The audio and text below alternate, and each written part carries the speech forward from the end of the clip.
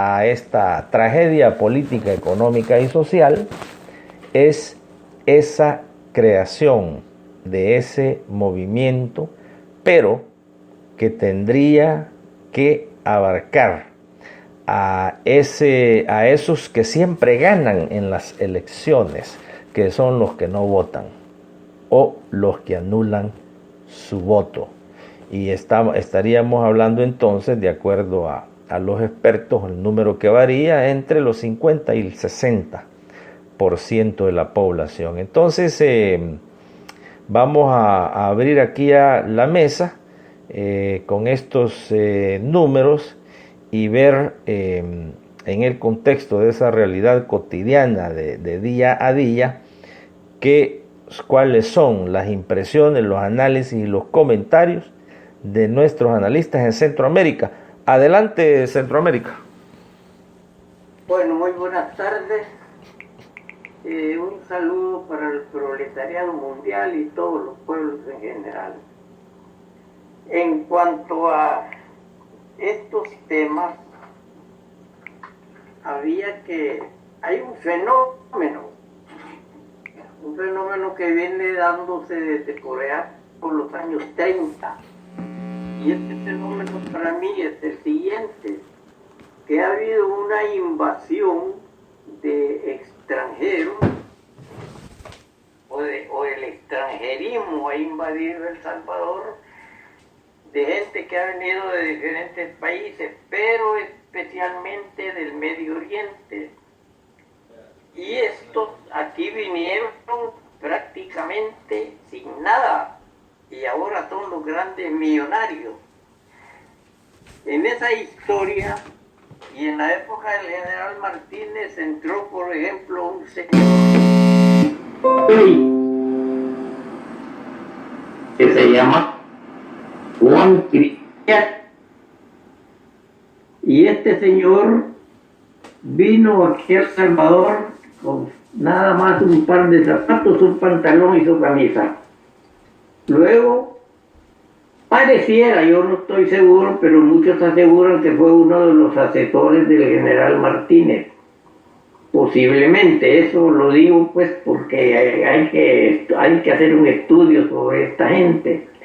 Pero con el correr de los años, este señor fue acumulando riquezas que no sabemos ni cómo las hacían, porque todas estas riquezas tenían que venir del gobierno, porque en esa época no podemos decir, no pagaban impuestos porque no tenían nada, pero luego fueron acumulando grandes extensiones de tierra, ya por los años, ya quizás 40 o 50, empezaron ya a cultivar algodón.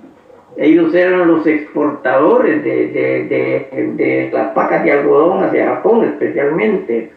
Y los apellidos que vemos en esos grupos de poder, la mayoría eran de origen extranjero, especialmente menciono los cristianos.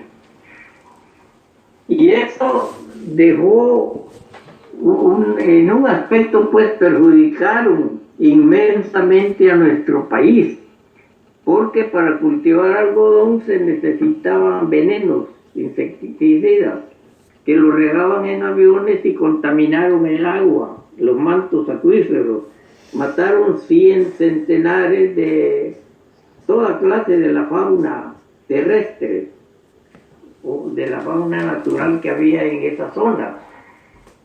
Esto está resultando ahora, porque esos mantos acuíferos que contaminaron están matando ya a mucha gente que está padeciendo del sistema renal, parece que le llaman de los riñones, y han muerto mucha gente de los riñones, pero ni la señora que está ahora en el Ministerio del Medio Ambiente dicen de estas cuestiones, ni el gobierno, no culpan a nadie, pero la verdad es que sí hay culpables, y en la historia están registrados los apellidos de toda esa gente. Actualmente esta familia del señor Cristiani, que por cierto es el hombre que vino a fundar aquí el primer partido político fascista. Él era un fascista, pues venía de Italia y allá nació el fascismo, por cierto. Pero eso pareciera que no le dio resultado, o de esa idea viene esa gran matanza que se dio en 1932. Todo esto está sujeto a la historia. Hay que estudiarlo y ir deduciendo ya responsabilidades a todos estos crímenes. Porque es posible que a los gobiernos, a los presidentes especialmente, los confunden los asesores. Y de acuerdo a los asesores que tengan, así ellos desarrollan su conducta, su carácter y su quehacer político. Esto se está dando en nuestro país. Ahora, por ejemplo, el señor Cristiani, solo esa firma, Cristiani, y la firma Simón, solo esas dos firmas son dueñas de más de 100 empresas, de las más grandes que hay en el país.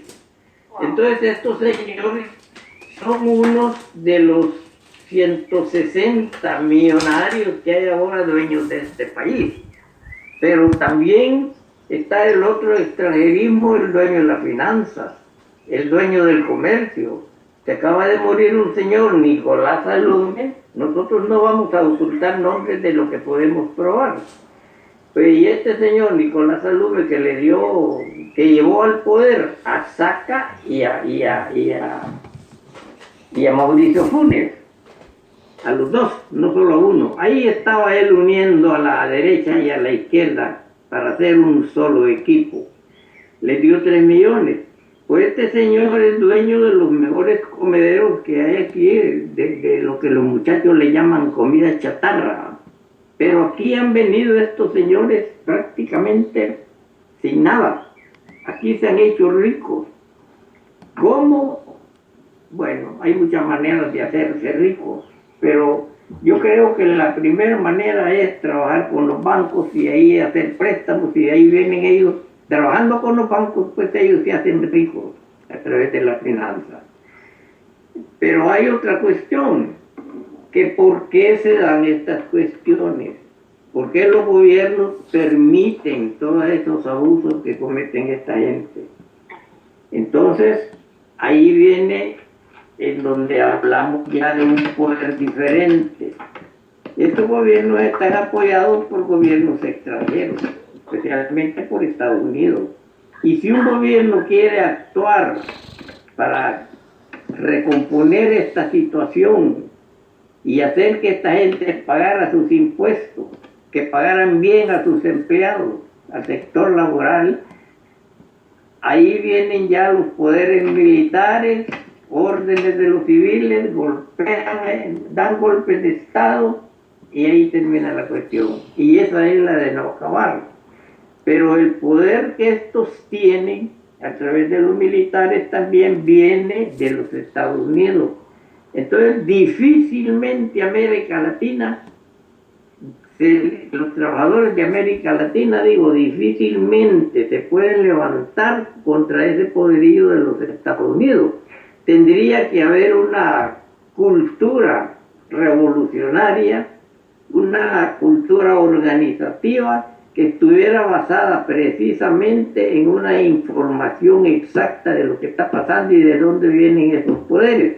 ¿Y por qué no se les permite al gobierno ni a sacerdotes de la Iglesia Católica llegar a educar a esta gente políticamente? Porque aquí, cuando se inició la guerra, ya entre la guerra y de antes de la guerra, ya le estaban matando a muchos sacerdotes que estaban tratando de organizar a la gente. Ya habían organizado a 2 grandes organizaciones aquí en este país de campesinos, pero el gobierno prácticamente terminó con la ayuda del gobierno de Estados Unidos a través de la CIA, a través de esta otra organización, la AID, que es una tapadera de la CIA. Esto lo digo porque Johnson fue uno de los primeros que quiso evitar eso, pero no pudo. Es decir, que la CIA se metiera con el sector laboral. Entonces todo esto tiene una gran historia, pero es este extranjerismo el que ha venido a enriquecerse a costa de los trabajadores. Se dice que ellos han venido a trabajar, a hacer grandes edificios, y eso es cierto, pero ¿a costa de qué? Pues, a costa de que los gobiernos les han permitido, o no han podido evitar, por las razones que sean, que estos señores hagan lo que les da la gana con las ganancias, no pagan los impuestos. Y ahora hay que mencionar, por ejemplo, a los nuevos archimillonarios que tenemos aquí, como los Poma, por ejemplo. Exageradamente tienen aquí un parque de carros nuevecitos, que son cientos de carros, quizás diría yo miles de carros que tienen. Esta gente no paga impuestos, eso está claro en el pueblo. Por eso es que este gobierno, que nosotros considerábamos revolucionario, creíamos que iban a evitar todo esto y iban a empezar haciendo ese trabajo. Considerábamos que ellos iban a recuperar los dineros robados por esta clase de gente al pueblo, a las mismas finanzas, al comercio, los altos precios, todo eso. Pero desgraciadamente la cosa no fue así con esta gente. Lo que han hecho ellos en 7 años de gobierno es aumentar 21 impuestos a la pobre gente, al pueblo. Porque se va al pueblo, no va a las grandes transnacionales o a los grandes negocios internos. Pero, de todas maneras, nosotros lo que sugerimos es que estas pláticas que se hacen aquí se sigan dando en esta forma, en una forma bien sencilla, para que el pueblo vaya entendiendo quiénes son sus verdaderos enemigos. Ya no visitar esos centros que tienen esta gente, en donde por un plato de huevo le están cobrando $4 o $5 y cosas que tal vez ni siquiera están revisadas o bajo la supervisión del Ministerio de Salud, porque todo lo manejan ellos. Entonces, dejaríamos pendiente otras respuestas para que la compañera aquí agregue algo.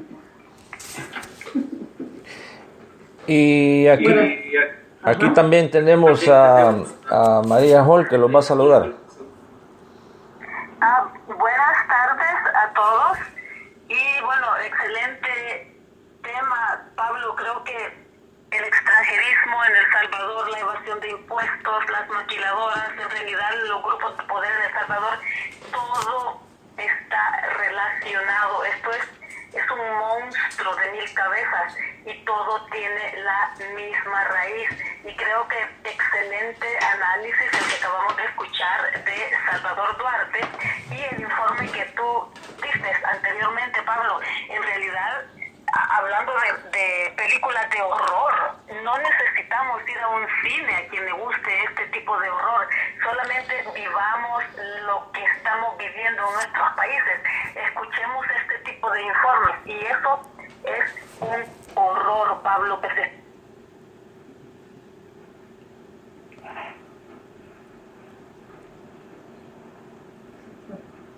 Perfecto. Adelante con Centroamérica. Sí, buenas tardes. Dele. Sí, aquí dando parte de un informe de lo que se está analizando. En parte es toda una cadena. Yo le pongo así: historia, saqueo, elecciones y deudas, represión, resistencia, avances y logros. Todo eso se da a la par de las leyes, de la represión y las reformas. Históricamente, como algunos conocemos pedazos de la historia, porque no está todo plasmado por la misma situación de represión, hace 2 siglos, bueno, una forma descarada, se saquea los bienes de nuestra población, más que todo población indígena, y se obliga a ir al campo a formar otra clase, como la clase campesina, la clase obrera, que a ley sin haber tenido una preparación, era obligadamente metida al campo o a la industria. Y nos contaban los abuelos que decían que el que no vieran trabajando o que no fuera a estudiar, le daban con un chilillo. La guardia fue el eje central de la represión hace 2 siglos, y que era obligación, pero era obligación porque necesitaban mano de obra calificada por